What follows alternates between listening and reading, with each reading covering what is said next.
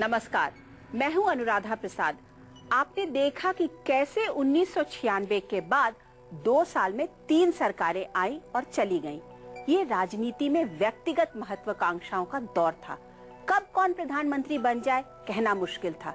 सत्ता से बेदखल हो चुकी कांग्रेस के तत्कालीन अध्यक्ष सीताराम केसरी का मन भी प्रधानमंत्री बनने के लिए मचलने लगा।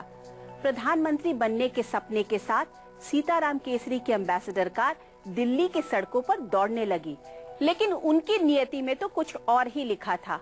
उस वक्त के राष्ट्रपति ने लोकसभा भंग करके चुनाव की घोषणा कर दी।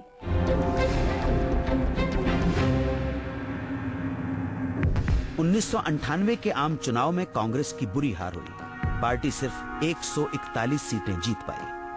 1998 के चुनाव में हार के बाद सोनिया ने कांग्रेस की कमान पूरी तरह अपने हाथ में ले ली। सीताराम केसरी को कांग्रेस अध्यक्ष पद की कुर्सी से हटा दिया। कांग्रेस पार्टी में काफी डिमोरलाइजेशन थी और वर्कर्स के बीच में असंतोष थी।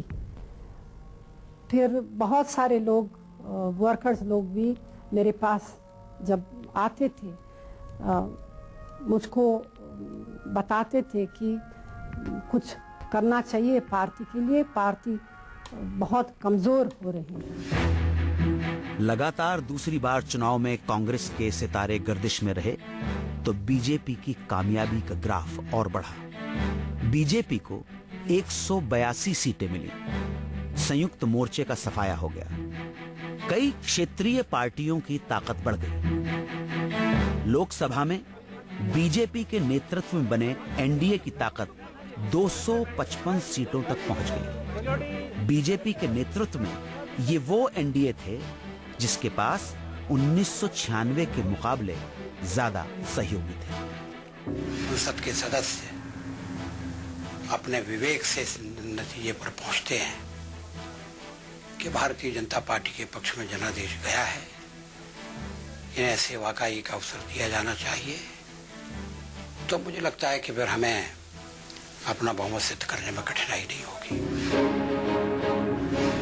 एनडीए में जॉर्ज फर्नांडिस और नीतीश कुमार की समता पार्टी, नवीन पटनायक का बीजू जनता दल, बाल ठाकरे की शिवसेना, पंजाब से अकाली दल, जयललिता की AIADMK, ममता बनर्जी की तृणमूल कांग्रेस और हरियाणा विकास पार्टी शामिल।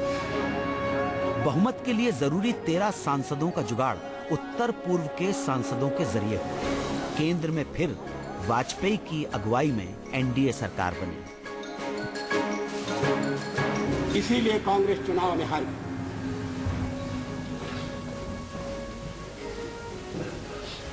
कांग्रेस की इतनी पराजय पहले कभी नहीं हुई।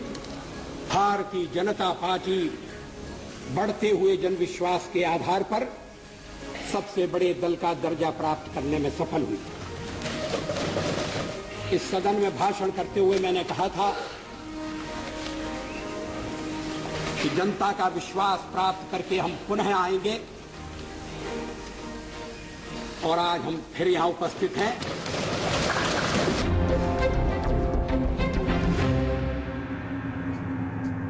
1998 में बीजेपी को सत्ता से दूर रखने के लिए एक खेल भी हुआ।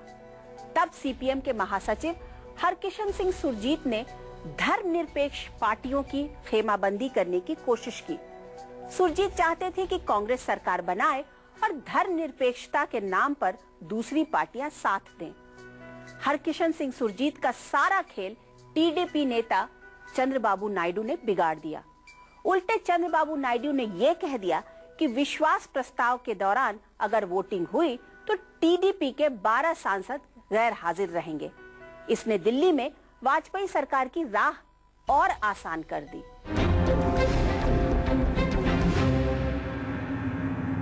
मत मानिए जो ओपिनियन पोल हो रहा है आप उसको। क्या वो जनमत का प्रकटीकरण नहीं है? लोग चाहते हैं हमारी सरकार चले, लोग चाहते हैं कि हमें सेवा करने का आगे मौका मिले, और मुझे विश्वास है ये सदन इसी पक्ष में फैसला करेगा। बहुत बहुत धन्यवाद। मार्च 1998 में बहुमत हासिल करने के बाद वाजपेयी सरकार ने पहला बड़ा काम किया। Today, at 15:45 hours, India conducted 3 underground nuclear tests in the Pokhran range. 11 और 13 मई 1998 के दिन राजस्थान के पोखरण में 2 परमाणु परीक्षण किए। यह ऐसा काम था जिसके काफी नजदीक नरसिम्हा राव पहुंच गए थे, लेकिन वाजपेयी सरकार ने बहुमत हासिल करने के साथ अंतर्राष्ट्रीय दबाव को नजरअंदाज करते हुए परमाणु परीक्षण किया। परमाणु विस्फोट अंतर्राष्ट्रीय दबाव के बावजूद हमने देश को आणविक दृष्टि से सक्षम बनाने के लिए कदम उठाया। हम किसी दबाव के सामने नहीं झुके। नरसिम्हा राव जी करना चाहते थे, लेकिन कहीं न कहीं ये बात लीक कर गई और अमेरिकन्स को पता चल गई, और अमेरिकन्स ने नरसिम्हा राव के ऊपर बहुत दबाव बनाया कि वो परमाणु परीक्षण नहीं करें। इसलिए सब तैयारी हो गई थी, और आपको याद होगा कि हम लोग मार्च तीसरे सप्ताह में सरकार में आए और मई में परमाणु परीक्षण हो गए। तो जाहिर था कि सारी तैयारी थी पहले से, सिर्फ जो राजनीतिक इच्छा शक्ति की आवश्यकता थी वो अटल जी ने दिया। भारत के परमाणु धमाकों का जवाब पाकिस्तान ने भी एटम बम परीक्षण करके दिया। अगर भारत को तबाही का भयानक खेल शुरू करने पर इबरत की मिसाल बना दिया जाता और वो अपने जारहाना इरादे तर्क करके अमन का रास्ता इख्तियार कर लेता, तो हम कभी आज न करते। हमें मजबूरन अपने दफा के लिए एटमी तजुर्बात करना पड़े। इससे दोनों मुल्कों में तनाव बढ़ गया। Indo Pakistan cooperation is being opened. Atal Bihari Vajpayee ने तनाव कम करने का नायाब तरीका ढूंढा।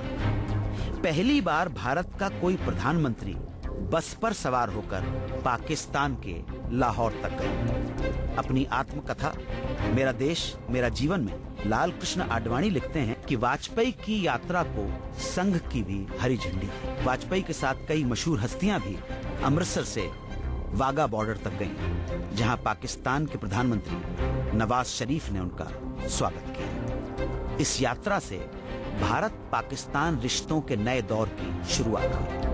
वाजपेयी और नवाज शरीफ ने शिमला समझौते की तरह लाहौर घोषणा पत्र पर दस्तखत किए।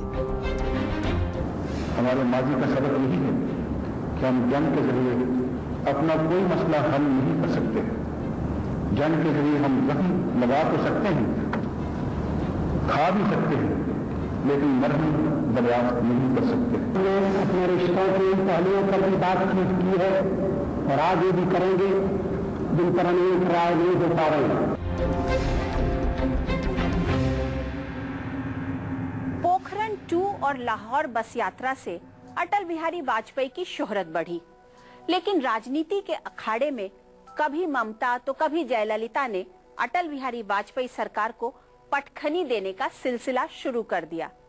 वाजपेयी सरकार के क्राइसिस मैनेजर्स कभी कोलकाता तो कभी चेन्नई की फ्लाइट पकड़ते। आखिरकार चेन्नई से जयललिता की चिंगारी ने वाजपेयी सरकार को दिल्ली में 13 महीने का मेहमान बना दिया। आडवाणी जी ने अपनी आत्मकथा माय कंट्री माय लाइफ में लिखा है कि ये सब कांग्रेस की कॉन्स्पिरेसी थी। 1998 में वाजपेयी सरकार के लिए असल मुसीबत बनी AIADMK नेता जयललिता। तमिलनाडु की डीएमके सरकार को बर्खास्त करने के लिए जयललिता ने वाजपेयी पर दबाव बनाया। इस राजनीति के सूत्रधार थे सुब्रमण्यम स्वामी, जिनका वाजपेयी से 36 का रिश्ता था। ये वो सुब्रमण्यम स्वामी थे जिन्होंने कुछ बरसों पहले जयललिता पर भ्रष्टाचार के आरोप लगाए थे।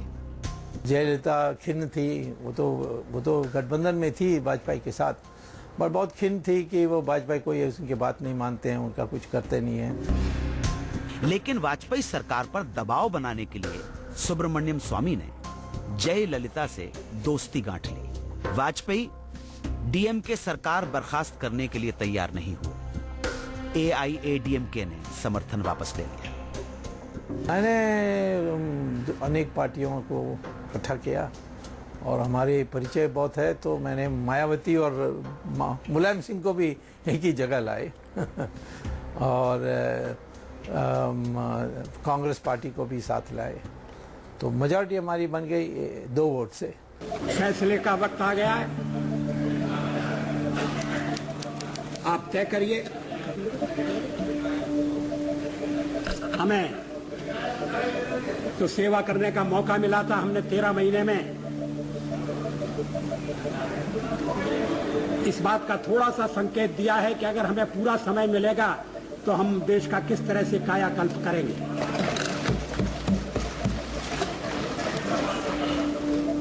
आखिर चुनाव 5 साल के लिए होते हैं। 13 महीने का काल कोई बहुत लंबा काल नहीं है, लेकिन 13 महीने में हमने 15 अप्रैल 1999 को जो काल के कपाल प्रधानमंत्री अटल बिहारी वाजपेयी ने विश्वास प्रस्ताव पेश किया। 3 दिन बहस चली। उस समय उड़ीसा में कांग्रेस सरकार थी। 2 महीने पहले ही गिरधर गोमांग मुख्यमंत्री बने थे। विश्वास प्रस्ताव के समय तक गिरधर गोमांग ने लोकसभा से इस्तीफा नहीं दिया था। विश्वास प्रस्ताव के दौरान पहली बार एक मौजूदा मुख्यमंत्री ने वोट डाला और गिरधर गोमांग के 1 वोट से वाजपेयी सरकार गिर गई। Ayes 269, noes 270। जो लोकसभा में शक्ति परीक्षण हुआ हमारी, इससे स्पष्ट है कि अगर षड्यंत्र न किया जाता तो हमारी सरकार टिकी रहती और अपने लक्ष्य को पूरा करती। वैसे तो हम लोग ने वाजपेयी सरकार को नहीं गिराए, वो सरकार अपने आप गिरी और हम लोगों के बीच में कोई जल्दी नहीं थी वाजपेयी सरकार को गिराने के लिए। नहीं, लेकिन आरोप तो आपके ऊपर ये लगाया जाता कि आपने जयललिता से मिली भगत करके उनसे मिलकर सरकार को गिराया। वो सही नहीं है, बिल्कुल गलतफहमी है, बिल्कुल गलतफहमी है। कोई जयललिता से आपका कुछ पहले तय नहीं हुआ था? बिल्कुल नहीं, बिल्कुल नहीं। जो जयललिता जी ने किया अपने आप ने किया था। आपने उनको नहीं समझाया सिखाया था? बिल्कुल नहीं। लेकिन आप उनकी चाय पार्टी में तो गई थी? जी हाँ, मैं गई थी, एक सोशल फंक्शन थी, इसीलिए मैं गई थी। सुने जी, आपके ऊपर आरोप लगा कि आप पावर में आने के लिए, सत्ता पाने के लिए बहुत उत्सुक थी, इसलिए काफी भागदौड़ कर रही थी राष्ट्रपति भवन की। नहीं, मैं पावर आने के लिए बिल्कुल उत्सुक नहीं थी। मैं राजनीति में आई हूँ कांग्रेस पार्टी को मजबूत करने के लिए। मैं राजनीति में आई हूँ लोगों की सेवा करने के लिए, सत्ता पाने के लिए नहीं। और अगर ये बात थी तो मैं 8 साल पहले प्रधानमंत्री बन सकती थी। वाजपेयी सरकार सिर्फ 1 वोट से गिर गई। बहुमत के लिए बीजेपी के पास 2 सांसदों की कमी थी। जयललिता की पार्टी के एक सांसद ने वाजपेयी सरकार के समर्थन में वोट डाल दिया था। जब 13 महीने में ही वाजपेयी सरकार गिर गई तो राष्ट्रपति के सामने विकल्प का दरवाजा खुल गया। सरकार बनाने के लिए कांग्रेस मैदान में आ गई। क्या था कांग्रेस का दावा? लोकसभा में 1 वोट से शिकस्त खाने के बाद बीजेपी ने फिर से लोकसभा चुनाव करवाने की मांग की, लेकिन कांग्रेस ने दावा किया कि वो 5 मिनट में सरकार बना सकते हैं।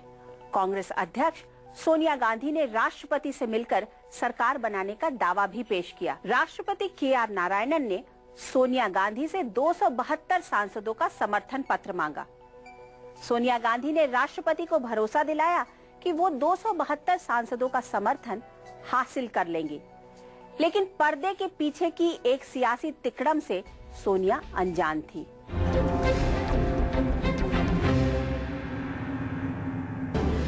Well, we have 272 and we hope to get more. We are confident that we'll get more.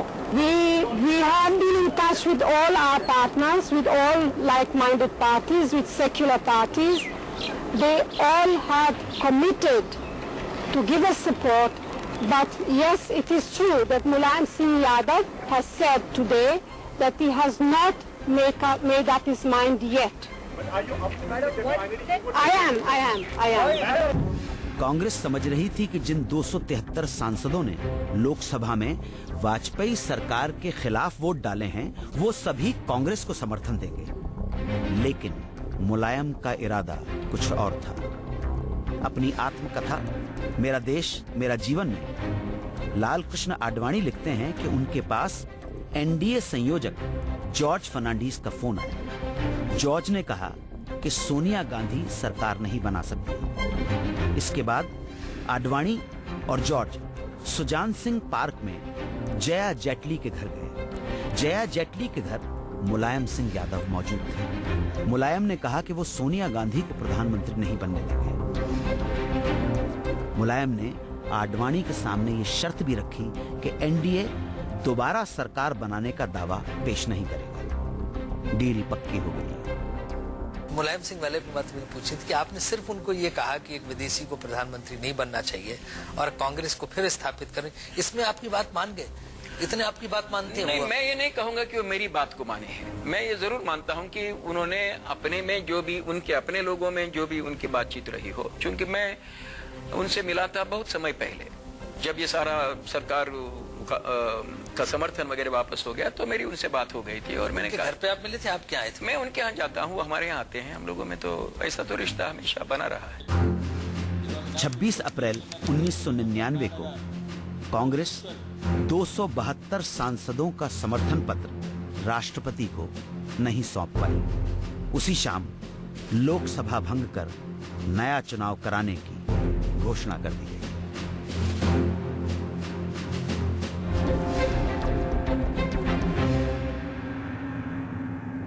Samajwadi party के मुखिया मुलायम सिंह यादव और अमर सिंह ने सोनिया गांधी को विदेशी मूल के मुद्दे पर प्रधानमंत्री नहीं बनने दिया। इसी विदेशी मूल के मुद्दे पर शरद पवार, पीए सांगमा और तारिक अनवर ने कांग्रेस छोड़कर एनसीपी बना ली। लेकिन ये राजनीति का खेल है कि आगे चलकर यही नेता यूपीए सरकार के साथी और संकट मोचक बने। बहरहाल 1999 के सितंबर महीने में फिर से 13वीं लोकसभा का चुनाव हुए। इस चुनाव में क्या हुआ और चुनाव के बाद किसकी सरकार बनी, ये सब हम बताएंगे अगले एपिसोड में। आप देखते रहिए News 24।